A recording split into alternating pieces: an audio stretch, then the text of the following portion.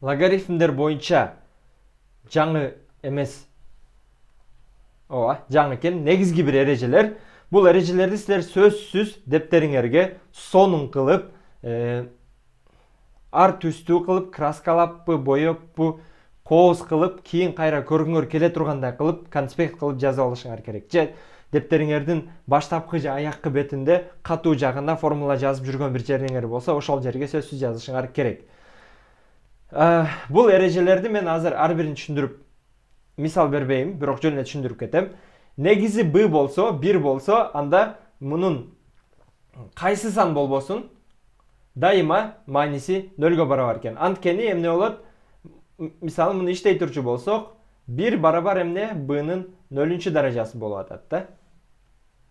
b-нын ордуна кайсы сан келбесин? 1, 5, 10, 100, 5000, минус 100 келбесин, бардык сандардын 0-чү даражасы дайыма 1ге барабар. Ошондуктан бул жер 0 чыгат. b болгондо 1ге барабар, анткени бул жерде эмне болуп калат? b бияка көтөрүп өтөт. Ошондуктан b бияка өткөндө 1ди даражага чыгарып берет. b 1дин 1-чи даражасы. Ошондуктан дайыма log b болгондо бул 1ге барабар болот. Негизи b болуп, кашан ичинде mn бар болсо, бул үстүндө турат. Астына жазылгандай көрүнүп калган окшойт. Бул дайыма эмне болот? Log mn болсо, анда log m плюс log n болот. Мисалы карагыла. Log негизи 3, үстүндө 7 көбөйтүү 6 боло турчу болсо, муну кантип жазып алсак болот экен? Log 3-түн 7 плюс log 3 6 деп жазып алсак болот экен. Ортого плюс кошулат экен. Эгер көбөйтүү болсо, ортодо кашадагы сандар логарифмге алып аткандар көбөйтүү болсо, анда бул ажыратып жазганда ортосу кошуу болуп калат. Эгер бөлүү боло турчу болсо, анда минус болуп калат. Мисалы log 10-чу деп койгула. Log 10 биякта билбейм 100 бөлүнгөн 10 боло турчу болсо, анда бул кантип жазылат экен? Log 10-дун 100-ü минус log 10-дун 10-у деп жазылат экен. Үстүнкүсү ошондо негизи кала берет, log bm минус log bn болуп калат. Мына b астында болуш керек эле, мына негизде болуш керек bчы. Берде мындай. Log b n. Ушундай болот. Кийинкиси log bm, анан mдин дагы даражасы бар болсо, анда n бул жака көбөйтүү болуп өтүп калат. Демек, мисалы карагыла.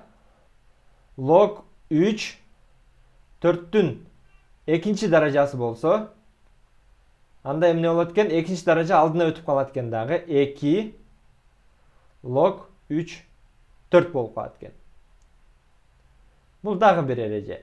Кийинкиси негизин өзгөртүү эрежеси бар. Log ab дегенди биз каалаган негизди берип жазып алсак дагы болот. Мисалы карагыла. Log 4 5 дегенди биз мынтип жазып алсак болот. Log каалаган негизди берип туруп, мисалы оюңга кайсы сан келди билбейм. 7. Log негизине 7 деп туруп, анан 2 санды жазып кое беребиз. Биякта 5 болот, биякта болсо 4 болот. 10ду, ени, пини, асанды, үсөндү окшош негизге алып туруп, буларды бөлүү кылып жазып алсак болот. Log ab көбөйтүү log sa боло турчу болсо, анда дагы бир эреже бар экен. Эмне болот экен? Бул жерде a менен log sb'га барып калат экен да. Бул эрежени мен өзүм билбейт элем. Материал даярдап бул формулаларды өзүм таап жаздым албетте, бирок негизи муну жатка билбейм. Мындай маселе берип калса, балким далилдегени аракет кылып көрөрмүн. Бирок силер муну дагы ордуна сан коюп туруп, log 3 4 плюс log мындай болгондо ушундай экен деп жазып койгула. Азыр мен убакытты кетирбейин. Кийинкиси log ba деген барабар log b'si боло турчу болсо, анда a менен s барабар дегенди түшүндүрөт.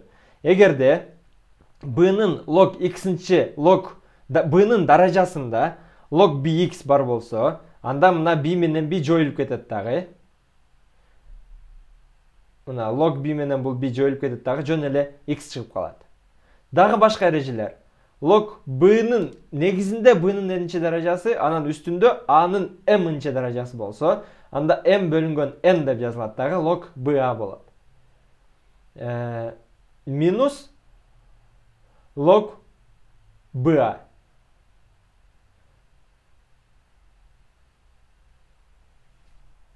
Kızık koy.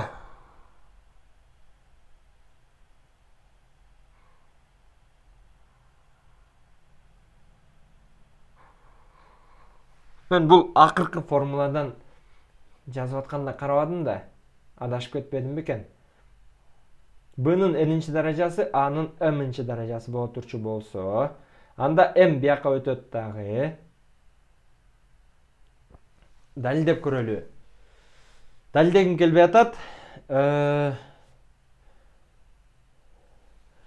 Мен бул формулаларды азыр кантип текшерип берейин. Кечиресиңер, силер интернеттен, мен азыр өзүм да интернеттен карайынчы.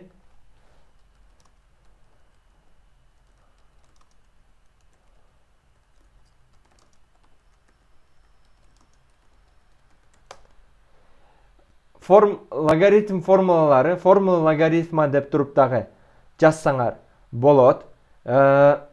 Бул жерде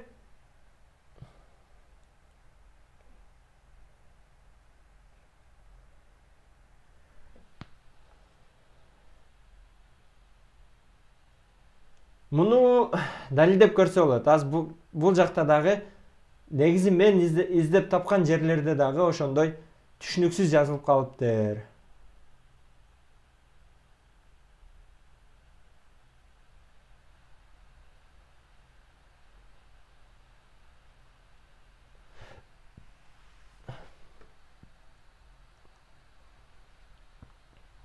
Анда бул башка эрежелер дегенди мен кийинки видеодо эмне кылайын? Кийинки видеодо далилдеп көрөйүн. Силерге дагы өзүмө дагы кызыктуу болот. Ошондо акыркы эрежени кийинки видеодо биз өзүбүз далилдеп көрөбүз, канчалык туура экен. Аны далилдеш үчүн эмне кылабыз? Үстүндө формулаларды колдонуп туруп, бул эрежени далилдеп көрөбүз.